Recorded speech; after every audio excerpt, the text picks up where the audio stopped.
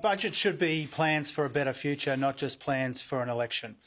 This budget is showing all of the signs of a desperate government spraying money around in their own political interests.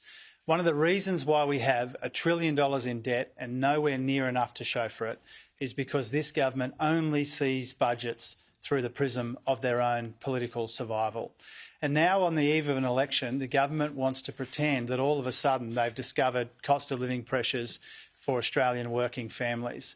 If they cared about cost of living pressures, they wouldn't have spent the best part of a decade going after wages and job security and Medicare. And if they hadn't rorted tens of billions of dollars in the budget, there'd be much more room to provide responsible cost of living relief for Australian families. This Prime Minister only holds a hose if it's spraying borrowed money on the eve of an election.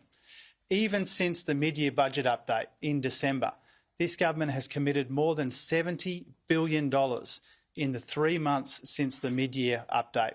And what that tells us is this. The budget won't be a plan for the future, it'll be a plan for Scott Morrison's re-election. We want it to secure a better future for Australian families. He just sees it as an opportunity to secure a fourth term for this government.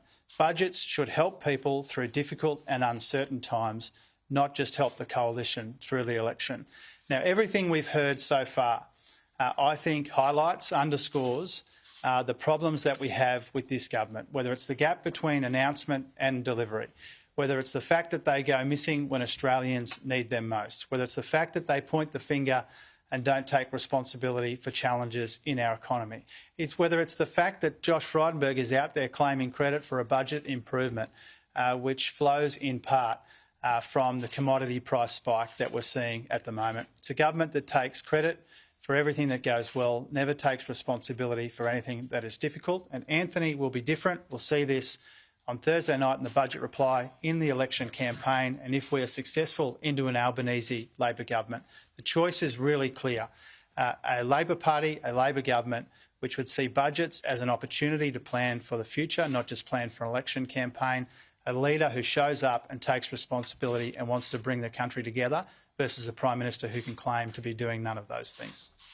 You seem questions. Very hot with your criticism, but of all the cost of living measures that you've heard of so far, is there one that you're actually going to oppose? Look, we've said for some time that we won't stand in the way of responsible cost of living relief for Australian families. But nothing that the Treasurer announces in the budget will make up for a decade now of a tax on take-home pay and job security. So, of course, we will look at whatever the government proposes. We haven't seen the detail of what they're proposing, for example, on petrol or pensions or some of the other issues that have been flagged.